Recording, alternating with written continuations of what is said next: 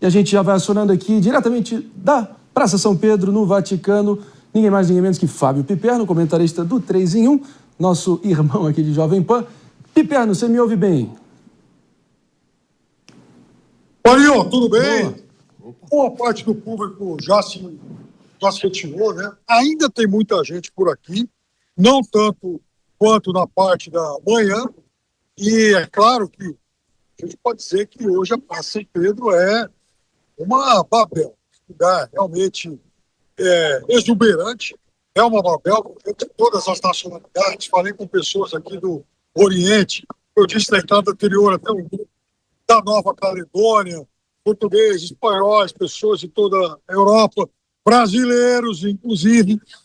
Mas é claro que a grande expectativa mesmo é para o início do conclave, que vai acontecer em alguns dias. Mas antes da gente falar sobre isso, eu queria mostrar um pouquinho aqui a minha vizinhança. Aqui perto tem bem na esquina dessa quadra aqui, né? E eu, na verdade, eu estou muito perto da catedral. Tem um café. Esse café é apontado como o café preferido dos papas, né? Principalmente Bento XVI e agora o Papa Francisco. Obviamente que isso é um marketing irresistível e são muitos os fiéis que passam por esse café o dia todo. Aliás, eu vou te contar um negócio. Cafezinho por aqui não é algo barato. Um café expresso, aquele italiano pequenininho, está saindo por algo em torno de €4,50. Hoje, claro que, obviamente, o Papa Francisco dominou todos os principais diários da Itália, mas o bem informado Corriere della Sera, um dos mais ativos e bem informados do país, ele traça, inclusive, um perfil de cada um dos 12 cardeais e o jornal e os seus vaticanistas encaram como os mais sérios papáveis, né? E chama a atenção o americano Blaise Joseph, que é o arcebispo de Chicago. E por que ele chama a atenção?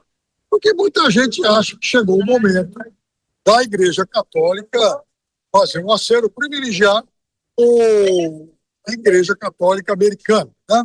Que tem, aliás, 10 cardeais, mais do que o Brasil. Embora o Brasil seja um país com mais fiéis católicos, os Estados Unidos têm um contingente de cardeais muito maior. Por sinal, é o segundo maior de todo mundo, abaixo apenas da Itália. Recapitulando, então, a Europa tem 54 cardeais, a Ásia 24, a América Latina 22, a África 18, a Oceania 8 e os Estados Unidos 10. E por que o cardeal Blaise Joseph chama tanta atenção? Porque ele é alguém que causa bastante aversão daqueles fiéis mais ligados ao presidente Trump. Ele chegou recentemente a dizer que o arquibispado dele, imigrante nenhum vai ser retirado, vai ser preso ou devolvido aos seus países. É óbvio que isso causou um estremecimento ainda maior com os eleitores, com os seguidores mais próximos do presidente Trump. No ano passado também ele fez uma das orações na abertura da Convenção Democrata. Então isso também serviu para aumentar a ruptura com esse grupo mais trumpista. E recentemente ele fez uma manifestação dura contra o racismo e os grupos segregacionistas, dizendo que racismo é pecado. Na outra partida, né, a parte mais conservadora do catolicismo americano alega e rebate, dizendo que ele jamais fez qualquer manifestação contra os grupos que defendem a liberdade para o aborto. Então, Marinho, a gente segue aqui na Praça de São Pedro, de olho aqui na mobilização dos católicos que continuam chegando em grande número. Aliás, a gente vê aqui, ó, mais um grupo organizado, e são muitos, né? E correram para cá durante todo o dia. Tá bom, Marinho? Valeu, Piperno. Tamo junto, grande Fábio Piperno, trazendo aí esse espetáculo aí de informação atualizada, especulações de bastidores e também essa vivência de quem está lá circulando, perambulando, sentindo o clima de tantos fiéis, tantos simpatizantes, tantos curiosos ali na Praça de São Pedro, no coração da cidade-estado do Vaticano. É isso aí. A gente segue adiante aqui, pessoal, repercutindo, até porque no momento que são 11h42, pontualmente aqui para vocês, a gente segue adiante, padre, até porque é da natureza humana, querendo ou não, você vê essa proliferação do que eu chamo do faroeste da jogatina, né? Casas de apostas já estão aí a todo vapor, apostando em quem será o sucessor. Inclusive, uma das principais casas de apostas americanas já tem algo em torno de mais de 3 milhões de dólares ali sendo apostados, e quem desponta aí como favorito é uma espécie de vice-papa, que é o Pietro Parolin, voltando ali para a base, um pouco mais italiano, depois do Papa Francisco ter sido um desvio da tradição de padres mais europeus, né? Sua expectativa, porque pelo visto já vão lançar a Papa Bet pelo andar da carruagem, né? Nossa.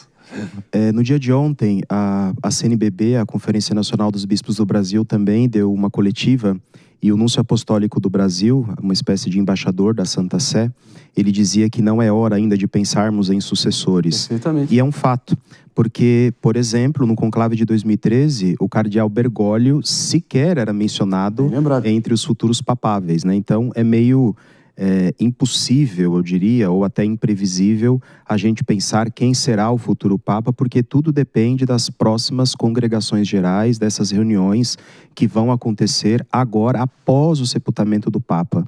Então, eu acho que até por respeito à memória e à teologia do Papa Francisco, de aprender a respeitar os processos, eu acho que é o momento da gente, primeiro, respeitar este luto, né? Esse período em que a gente está ainda absorvendo a morte do Papa, para depois começar a pensar nessas apostas. Agora, claro, se fala muito, por exemplo, de que talvez neste momento vá um italiano, pelo fato de que desde João Paulo II nós não temos mais um Papa italiano, né? Mas tudo é especulação, é difícil a gente prever quem será o futuro Papa já, né? João Paulo II, se não me engano, não era polonês? Polonês. Então, a gente segue adiante aqui, claro. Aí, ser humano com as suas muitas imperfeições, já começou essa palpitaria danada. E, claro, aí, apostando no futuro de quem será o próximo Papa. Querem comentar aqui? Fique à vontade. Aninha. Tem uma coisa curiosa, até queria discutir isso com a Carla, né? Quando a gente fala de fé, a gente vê que muitas vezes as pessoas se apegam a outro tipo de fé, como é esse caso desses jogos em que não existe nenhum, e ainda mais numa questão como essa, né, de sucessão, não existe absolutamente nada substancial que possa levar alguém a apostar dinheiro numa determinada pessoa. Todos os especialistas com quem a gente tem conversado desde ontem deixaram muito claro que isso não passa de especulação. E mesmo assim, as pessoas, numa tentativa aí, talvez na fé de que vão conseguir ganhar um dinheiro fácil ou de que vão ser vitoriosos numa determinada aposta, acabam utilizando o dinheiro nessa especulação, né? O que explica isso, né, Carla? Por isso que diminui, né, a palavra. Fala assim, vamos fazer a fezinha, porque não, você sabe que quando eu tava uma vez de férias em Londres, e aí a maior aposta era o dia que ia nascer o filho do príncipe e da princesa. E aquilo mobilizou milhões de libras. As pessoas apostando na data de nascimento da pessoa. Eu nem me falo, porque tem o Bruno Henrique, eu sou flamenguista, que também fez uma bagunça por conta disso. A sorte é que Papa não pode tomar cartão amarelo, senão ia continuar tendo aposta até depois da escolha do Papa, né? Mas é que a fé, essa fé que você está falando, não é a fé que a gente está falando aqui, né? Mas é uma metáfora, mas ela mexe com hormônios do nosso corpo e que vão para o nosso cérebro. Então, é a fé que leva a endorfina, é a fé que leva aquela emoção de você estar na expectativa. Vale para tudo, de uma coisa divertida no colégio. Vamos ver se a professora faz tal coisa. E vai levando para dimensões ainda cada vez maiores. Se você não tiver controle, como tudo, porque uma coisa é brincadeira, outra coisa é já o jogo mesmo, né? Acaba passando do limite. Então, tudo tá ligado mesmo ao ser humano. Essa coisa do nosso cérebro, a gente querer endorfinar. Concorda, David? Se você que é um adepto aí da endorfina injetada nas suas veias? Uau! Não, sabe o que Naturalmente, que fique claro, senhoras e senhores, naturalmente. David. Não, sabe o que eu fiquei pensando? Nas pessoas que às vezes falam assim, vou fazer uma fezinha, se eu ganhar, eu vou comprar tudo isso daqui e vou expulsar os vizinhos. Aí eu fico pensando, falo assim, como é que Deus vai abençoar um negócio desse, né? Tipo, né? É por aí, padre. É por aí. Vista, né?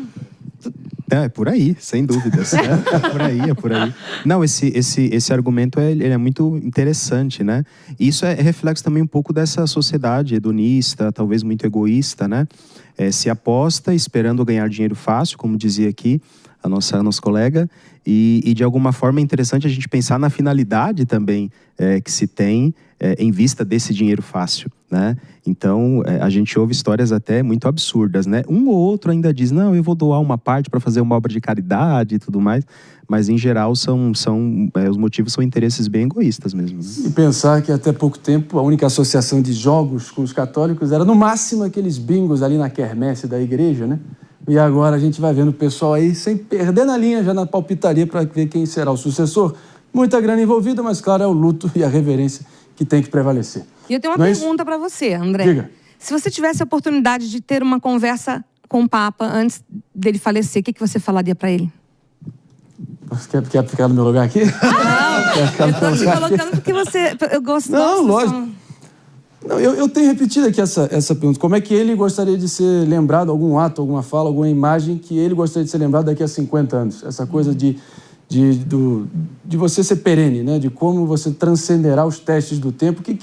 Qual ato você gostaria de mais ser lembrado? Inclusive, ele disse que na lápide dele ele só quer escrito Franciscus, em latim, claro, Francisco, o primeiro Papa a escolher essa denominação. Uma espécie de nome artístico do Papa. Tem algum nome técnico aqui para não ficar nessa pataquada de nome artístico? Não. Aí é mais para que também seja um nome até de certa forma fácil de ser socializado em todo mundo, né? Para que ele seja assim, reconhecido, exatamente. Tem inclusive um que quer se tornar, ele falou que se tornar Papa, talvez seja Francisco II, né? Nesse caso, sim, isso. Mas vai confundir o pessoal também. Mas eu ouvi. Mas só um detalhe interessante, dentro daquilo que você dizia, se fôssemos pensar como Francisco gostaria de ser lembrado, existe uma expressão que ele insistiu muito durante todo o período do pontificado, já na sua primeira aparição. Ele raramente referia-se a si mesmo como Papa, Sumo Pontífice, sim, e esses títulos todos que a gente gosta, né? Ele sempre referiu-se a si como o Bispo de Roma, um título que havia se perdido, porque é bom a gente se lembrar que o Papa, antes de ser aquele que preside a igreja na caridade, ele é também o bispo de uma diocese, o bispo da diocese de Roma, né? E ele, enfim, em mais um ato, talvez o grande finale dessa despedida dele, para ele manter essa postura subversiva, contestadora, questionadora, ele vai romper essa tradição bem mais recente dos dos papas serem velados ali nas criptas do Vaticano e velado, sepultado na Santa Maria Maggiore, onde inclusive tem o ícone ali da Virgem Maria, salvadora do povo romano.